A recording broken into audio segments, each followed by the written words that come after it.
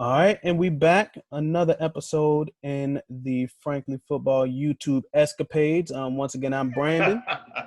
Chris, ready to rock, man. Oh Ready to yeah, rock. yes, and this is part three of our defensive expectations for the Cowboys in 2020. This time we're going to the cornerbacks. The first part Gotcha. of the DBs, we decided to make safeties its own episode because there's a lot to say there. Right. There's just as much to say in the No doubt. No doubt. corners. Obviously, Byron Jones isn't here anymore. Mm. He was the main name, the leader of the corners, likely the DBs as an entire unit. But there's a big hole left by him. I don't think Anthony Brown can fill those shoes. Oh, so you're going right to Anthony Brown. Okay. Yeah. Okay. I've had a small disdain for Anthony Brown for a long time. Tell me why you don't like Anthony Brown. He is Anthony Brown has always been like what's the word I'm looking for? Your guy who's there just cause kind of like you have him. He wasn't meant to be your number two. So you think Anthony Brown's just a jag? He's just a guy? He's a jag with two G's. Just a good guy. Oh, he's a good guy. Yeah, but I would not go as far to say that he is bad. But I do not have the expectations for him that everyone else has. Okay. I think that Anthony Brown would be your great guy in the slot. Well, I wouldn't say great. He would be suitable in the slot, more so being your number one guy matched up against look at Tampa Bay. Do you want him matched up against Evans or Godwin? No. I don't. No. I don't.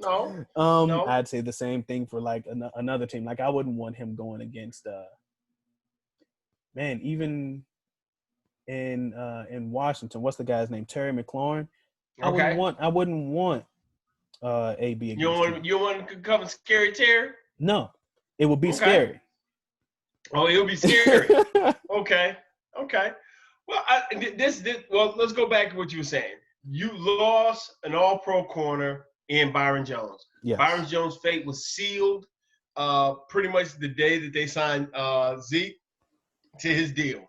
He had to make a decision. We knew that he was going to be the guy out, so I wasn't surprised when he left. Right. So you knew that was going to happen. So I have no problem with that.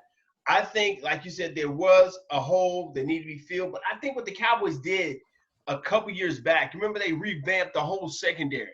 They had Terrence Newman, they had Orlando Scandrick, and then they went and drafted both Chidobe Awuzie and Jordan Lewis, respectively. Amazing. So when they went and got those guys, I knew there was going to be a shifting and changing of the guard.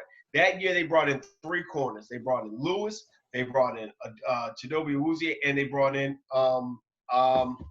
your guy, Anthony Brown. Yes. Anthony Brown is a serviceable corner. He's really, really good in the corner. He's really good as a slot corner. Yes. I don't think he's an every down, a boundary corner.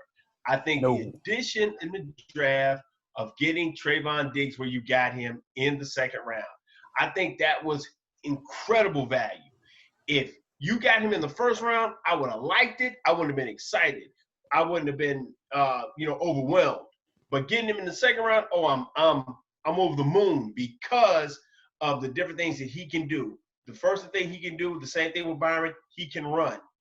The one thing he does that Byron doesn't do, he goes after the football. He gets the ball. That is the difference. He gets the ball. So because he has those characteristics, I can be able to get some of that going on. I also think, and it's always going to be my thing, we should make this my catchphrase, coaching matters. Absolutely. I think the coaching matters head and shoulders above when you have guys who go look for the football, and that's what they're taught to go do. I think good old Chris Richard. Brother Chris. the big homie Chris. I'm guilty of this. I'm guilty here, man. I was big on Chris Richard. I was big on Chris, man. I'm guilty, but I'm not afraid to admit when I was wrong. I was so happy with Chris Richard. That's why we here, brother. That's why we here. Yeah. Well, I mean, because everybody had that. But he came from the Legion of Boom, where you turned around and won. You had Earl Thomas, first round draft pick. You had, Cam Chancellor back there, handing out pain, legalized pain every chance you got. Then you had Sherman on the outside as a boundary corner, who was a great boundary corner. You had Browder on the other side. So you could turn around and be the Legion of Boom when you be able to do that. When you got all pros at every spot in your secondary. You've got a borderline Hall of Famer, a couple of all pros, and a serviceable guy. Yeah, you can do that. But when you turn around and switch that here in 2018, it worked for the most part. For the most part, it worked in 2018. 2019, though, it fell off drastically because you turned around, the league said, hey, I'm not throwing at Byron. Under no circumstances am I throwing at Byron. But I will take my chances with Jadobi, and it's based on what the technique he's being taught. I got a chance of completing passes over here. Yes. And that made all the difference in the world. Yes. That made all the difference in the world. Chidobe already had an issue with not going after the ball before. And this is the thing. Like I said, I'm not afraid to say when I was wrong. Going into 2019, I was up and down. Well, no, jumping up and down, saying that his practices would spread like a cancer in the locker room. So at first, I put that teaching on Chidobe. I put that on him. I was horribly wrong. That was how Chris Richard taught his corners to the receiver not play the ball. And it spread like a wildfire to all of the other corners. Well, if you don't want the yelling coach to yell at you, you do what the coach tells you to do. Yeah. So if you don't want to, he was I'm not sure why he would think. Well, no, I take that back. I am sure why he would think that would succeed, because he came from a unit full of all-pro players. Absolutely. So he's saying, hey, this technique worked over here. It should be able to work here. And the first year it worked. They were a little bit more physical. Byron was a little bit more physical. Shadow was in position. Anthony Brown was making plays. He's making plays on the ball. He wasn't coming up with picks. Anthony Brown probably in 2018 probably should have had 4 picks that he didn't come up with. Could have. And people weren't afraid to throw at Byron in 2018. So he could have come away with more as well. Right. So you turn around and change that now to a more attacking style with a Coach Lindquist and with Al Harris. And I think it will I think those two guys together in that room, teaching the techniques, but also the size of the guys they have back there. You look in the secondary where the smallest guy is Jordan Lewis. Everybody's 6'2" and above walking back there in the secondary. And that makes me sad, in the quarterback room. I'm a fan of Jordan. I'm a big fan of Jordan, but we can see what Lindquist and indirectly McCarthy likes in their corners. All of them, all of the corners that were picked up, 6'1". They want big, long, rangy corners. Guys who can run with these receivers, who can be physical with them and going. Because you're going to play in a league just in your own division alone. You got Evan Ingram, big guy. Yeah. You've got Scary Terry, quick, fast guy. Yeah. You're going to mess around with all the running guys, all the guys who can run in Philadelphia with Rager and everybody they got. Alshon maybe have 1 more 2 years underneath his belt. Deshaun, if he can't do nothing else, he can run. Yeah. You need guys who are long, rangy, and who can run. Yeah. And that's what you got to have, and that's what they put in this in this defense in the secondary and the cornerback position. That's what they have. Yeah. So I like the guys. I'm gonna miss Byron. I'm gonna miss Byron's his tenacity. I'm gonna miss his celebration, which is the flat out best celebration in all of football for a corner. All this throwing your hands to the sideline. When Byron hosts the strap, I love it. It's one of the best. But I'm gonna miss that. But I think the addition of Trayvon Diggs. I think Patrick Robinson, being a fourth-year guy and his ability to run, the additions of Worley, I think that's a very under-the-radar signing. Yeah, I think A both him guy who's and got Canada are guys yes, who can at least compete to make a contribution. compete and give you quality snaps, so Yes. that if you turn around starting the season, you don't want to throw the rookie out their first game. I can put Worley out there. I know it won't be too big for him. He can play, and I can ease Trayvon Diggs in. I can ease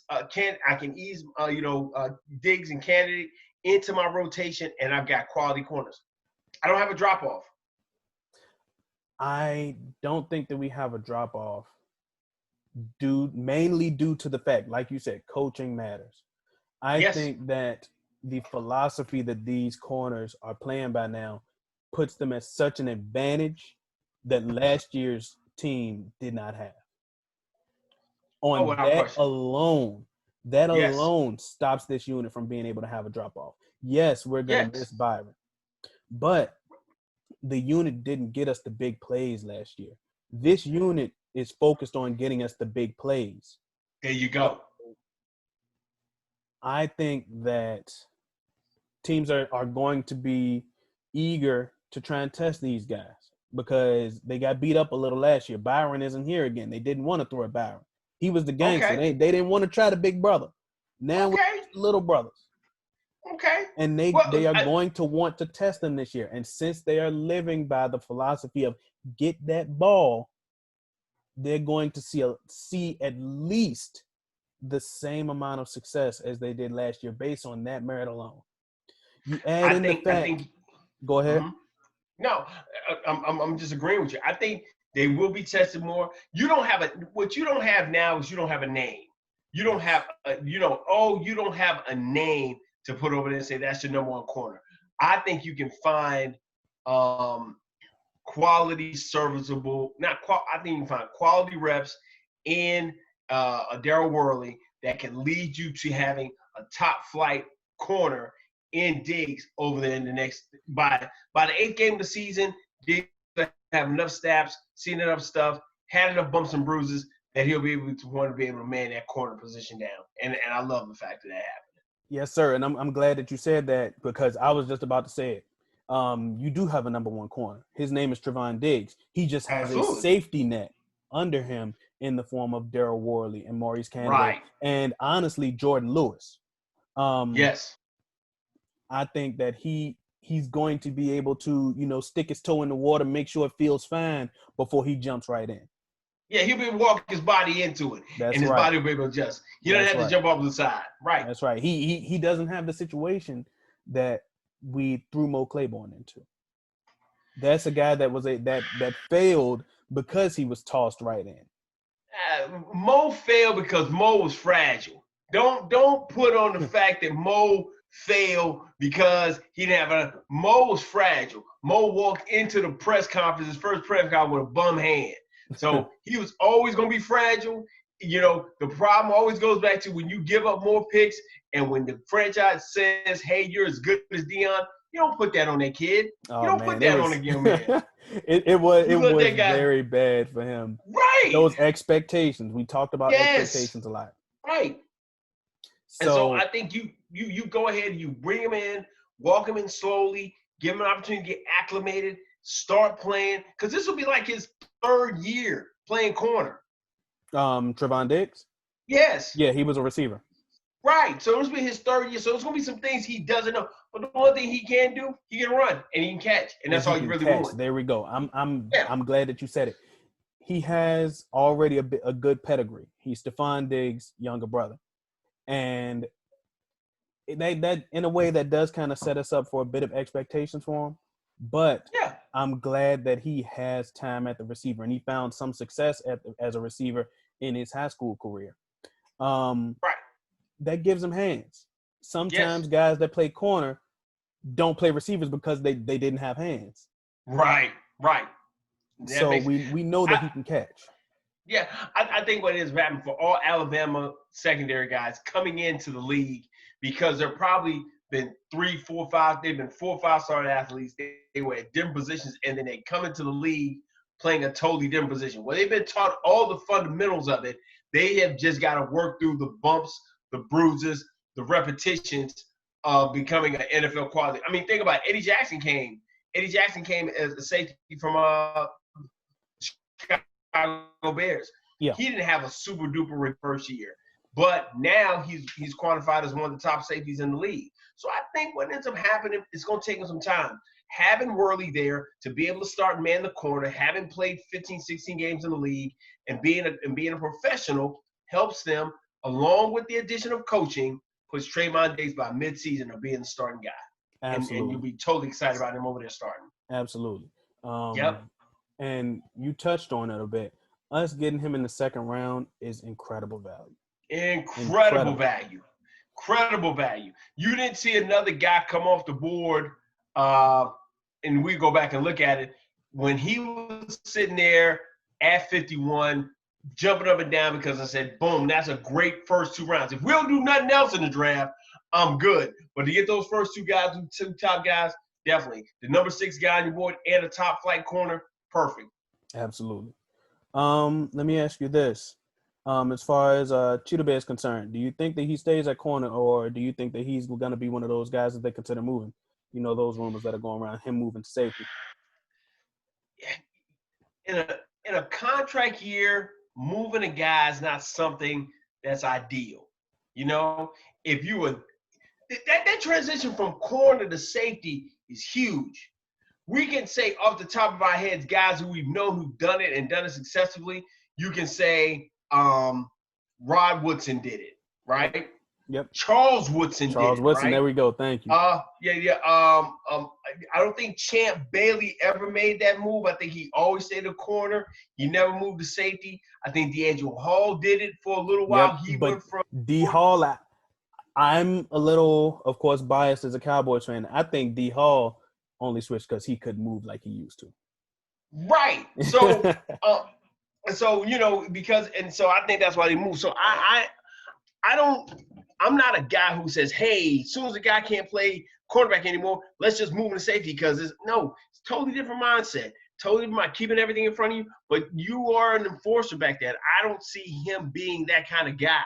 So I don't think that happens for him. I think he comes out day one. He is your second corner. He's second best corner. Yeah, and absolutely. And I think with the addition of Coach Lindquist and Coach Harris, I think he has a great year. You know what? I would not be surprised if Jadoby turned around and priced himself right out of Dallas by his play. Wow, you're predicting that much from him. I thought Jadoby coming out of Colorado was such a good player, such a great prospect. He was my guy who I wanted to get when he was drafted 4 years ago. And Jordan Lewis was okay. I know who he is, but I was really excited about Jadoby Awuzie.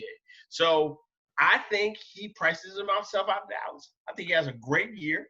Somebody sees his potential, sees that he can play press man. He can turn around and make plays on the ball, and then guess what? He becomes a compensatory. He becomes a compensatory fourth in the 2022 draft. I will agree with you if Chidobe can turn all of these pass deflections that he can get, take 3 of them, turn them into pass. Oh yeah. Because he is a pass deflection machine. Yeah. I think he had always in position. Last year. 14, yes. Always in position. But he doesn't get his head turned around. It's like his shoulder pads are too big. Right. But, he turns, but it's at the last second. He's not there to get the ball. Yeah, he's able to knock the ball away, not fast enough to block and catch it. Yeah. If the coach can teach him to just take 3 of those and turn them into picks, he will price himself very handsomely. Right out. Very handsomely. Because without question.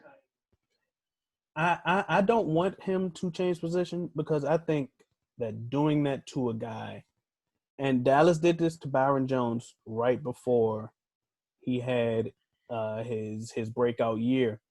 They kept moving him from safety to corner. That does a disservice to the player, especially one that is trying to learn. Right. Right. So finally, you've already got a guy who's been playing the cornerback position for the last 3 years. So Xavier now his Woods. final year, you're going to take him and teach him a whole different position. I don't see that happening. No, I don't see that it's a happening. disservice to the player, and Absolutely. And I I don't think don't that'll condone it happen. unless the player decides to make that switch. Right. And that makes sense. That definitely makes sense. But yeah, But that's what, yeah. Cheeto, if he gets 3 interceptions, he only has gotten one per year. But I feel that was because he came into the league with those bad habits, and Chris Richard just reinforced them. So I think that if you get someone to turn his bad habits into good habits, he's already in position. He does that great. Yep. If he can turn that bad habit around, he would be an amazing number 2 corner.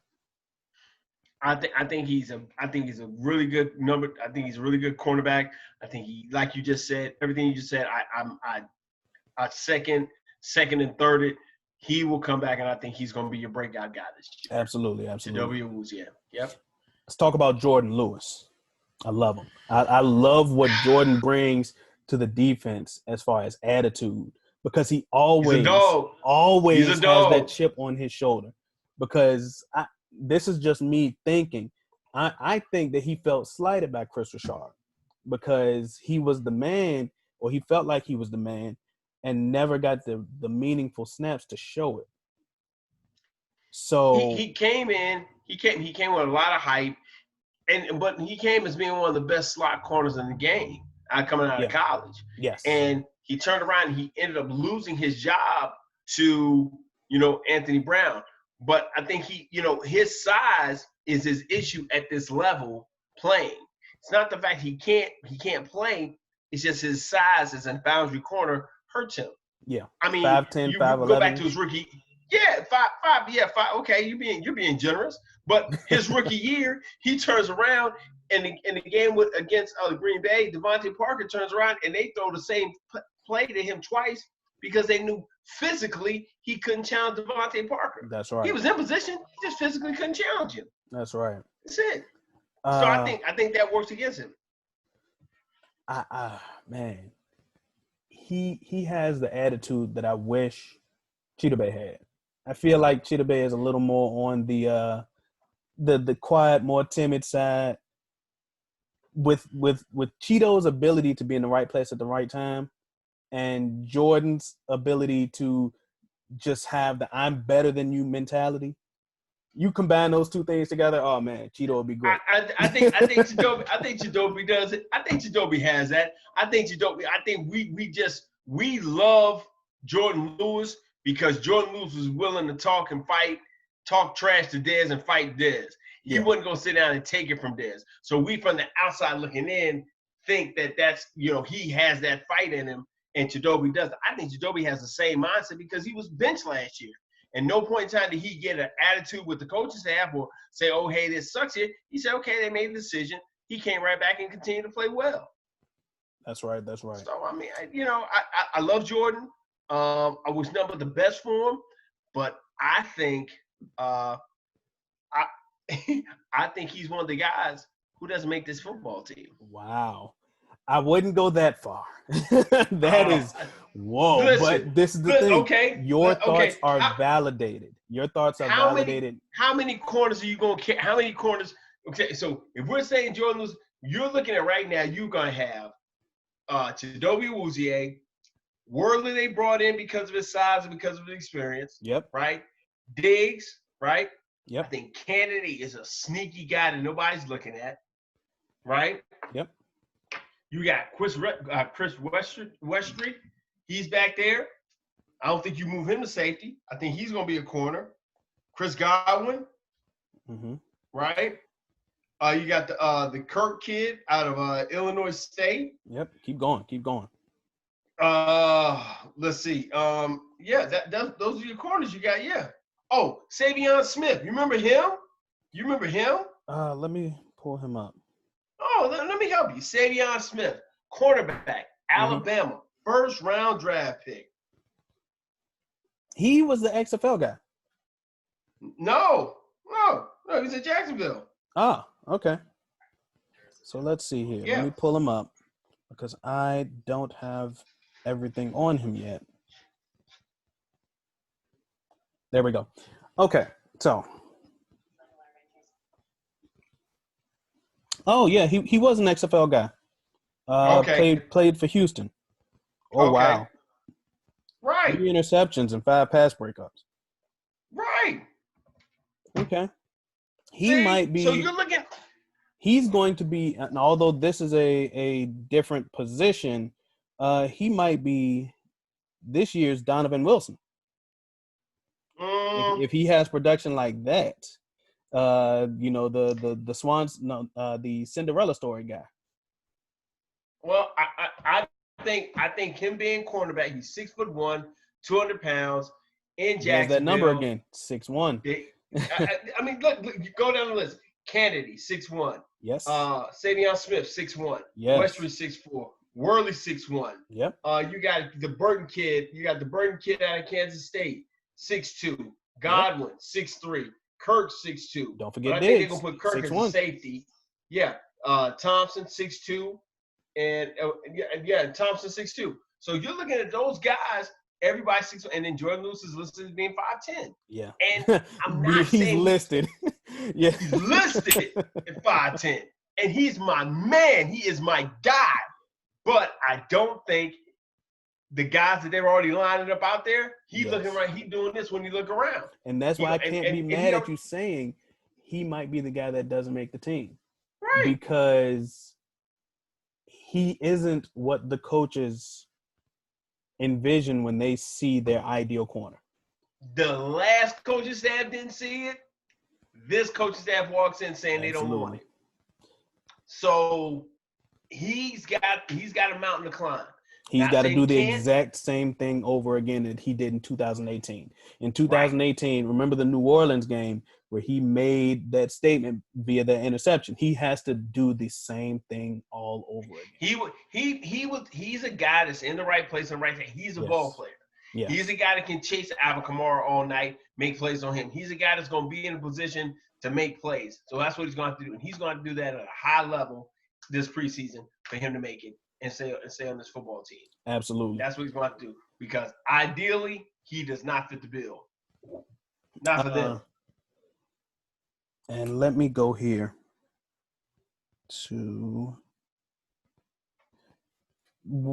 how many corners are you interested in keeping? Let me start that off. So we got 7. So we're walking out. So we're already saying, let's go back to what we did on our first show. We said we're keeping 8. We're keeping 8 to 10 defensive linemen. Right? I think so. Then you're going to keep 7 linebackers. So that's 17. Right? Yes. So that leaves me, let's say, so cornerbacks, I'm going to keep 6. There we go. Perfect. That's exactly what I'm thinking. Keeping 6. 6 cornerbacks is perfect because it gives you the right amount of guys to, A, have your rotational starters. Right. And also have 1, maybe 2 guys for special teams.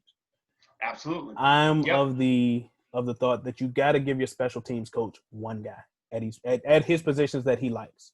You got to give him 1 guy at least. Okay. Because if you don't, you end up 32nd in special teams. Well, we're not too far from that. So okay. Okay. So there you go. So that's I'm keeping 6. Who are they? I'm calling for Trayvon Diggs to be my guy by the middle of the year, starting at my first corner. And Patrick Robinson, he's one of my core special team guys this year.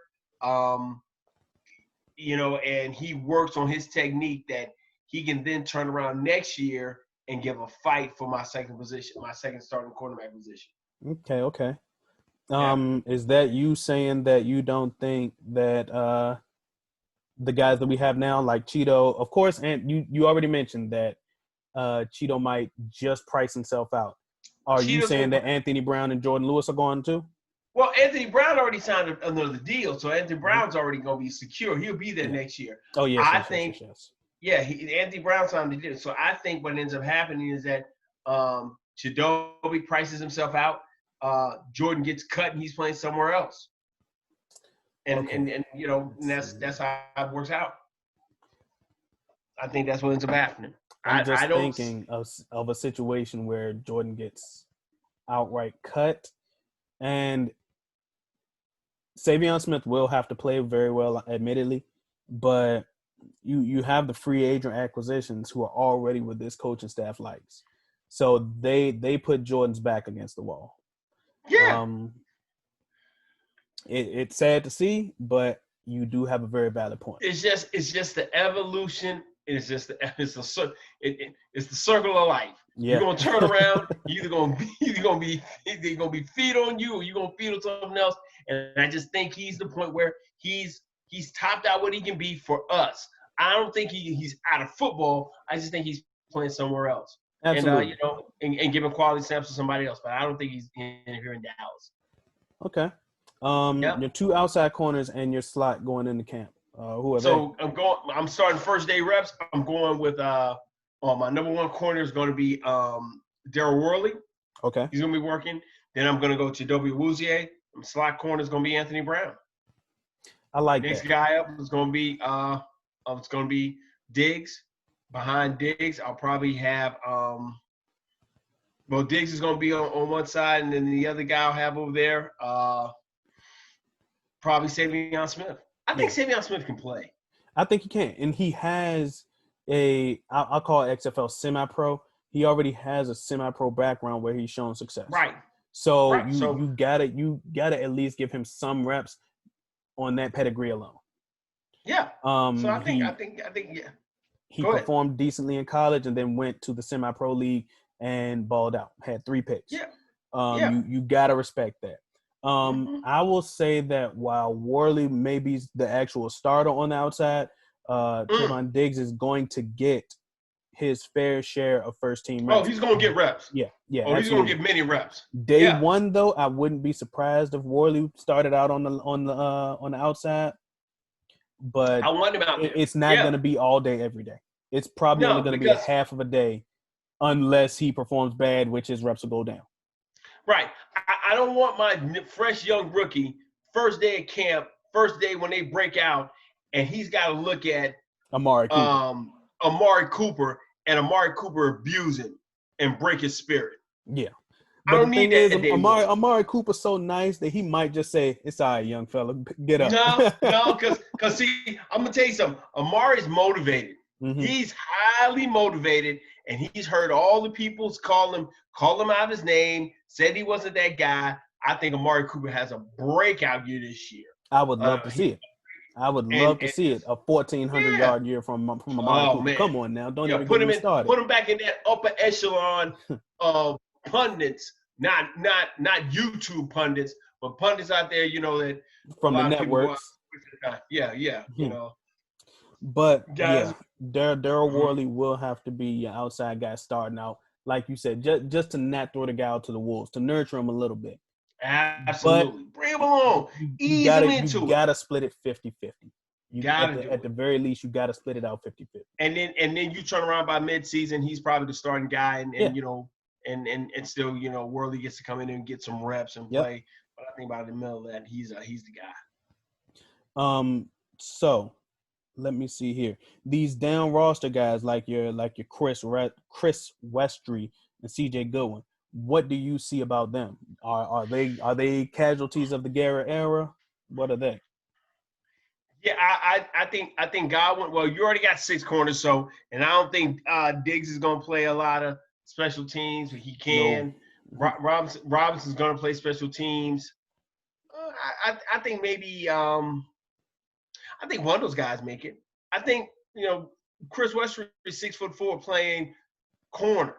Yep. And so he's a little bit grabby, but the one thing you can't teach is speed. So if you do keep him for that, okay, that's fine. But I don't see him being more than that. No, not at all. I think in years past we've looked for undrafted guys to come on this team and make it. and give us time and minutes and effort. That comes from our background with Tony Romo. Yep. I don't think that happens anymore. I think we have enough pedigree players who are drafted. They come in, they plug them into spots, and they play because they let the scouts do their jobs. Absolutely. I think that's it. I'm not prepared to say that we know what Chris Westry is just yet, and I can't even. I have to say that name slow. Yes. Because if I don't, I'll mix it together. Yeah. I'm not going to say that we know what he is yet, because this is only like his second, maybe third year. This is second year. So I'm willing to give him every chance to make the roster, but as far as like CJ Goodwin, he's a vet in the game at this point. This is like coming on his 6th year. We know what he is. Yeah, he's a special teams guy. So he's your special teams ace. He's a special team cat. He takes the GOAT's place. He takes the GOAT's place as being the guy who helps coordinate special teams and works from there. Yeah. Like I said, you got to give your special teams coach somebody. And Chris seems like that guy. If you can just put him in, like I said, formations for punts where he might have to be one of those guys to come in and catch the ball in like an onside kick, or in a punt, just to provide added protection because he's such a big body. Yeah. Throw the coach a bone. That's it. So I mean, I got no problem with. I don't have a problem with Chris being here. I just don't know how viable it is for him to make the roster. Not at all. It's not value at all. Right, but he's there because of his size. I got a special teams guy. I got Chris Godwin. Chris Godwin's my special teams guy. If he makes it, he makes it. If he doesn't, but I don't think he does. Yeah, I don't think he makes it at all. Yeah, we'll see how that goes though. But as far as our top of the roster corners, I like what we have. I really do. I think that they have done more than enough to replace what was lost by Byron Jones. Absolutely. So many people say, "Oh, they've done nothing." I don't have a name, but Byron Jones wasn't a name either. He wasn't. He wasn't until 2 years ago. Absolutely. People just knew people knew he was here and he could jump. Yep. They didn't know That's it right there. People knew that he could jump. Yeah. So that makes sense. But yeah, I think that about wraps it up for the cornerbacks. No doubt, man. That makes sense, man. While it's not the next group that we're going to discuss, I think that the safeties, which is coming up next, is going to be the most interesting of the DBs to discuss. Okay, that's what's up. So let's do that, man. Let's get it. We hit that, man, and keep plugging this thing through and put that in the next episode. All right, you wrap us out. I did the last two. You wrap us out this time. Go ahead. Well, listen, man. You've been spending time with us, man. If you've taken 10, 15, 20 minutes out of your day to sit down and watch Frankly Football with me and Brandon, man, hit the like button, man. Hit the subscribe button so you know when we come out. But also, man, give us your comments, man. Give us your feedback so we'll know what you think, because we do this for everyone. Me and Brandon can sit down all day and talk football, but we want to do it for you. So if you've taken that time, leave some questions in the comment section, man, so we can go from there, man. Until next time, man. And smash that notification button. Smash it, man. You can know when we drop in the next video. No doubt, man. It's Frankly Football. Y'all have a good one. All right, man.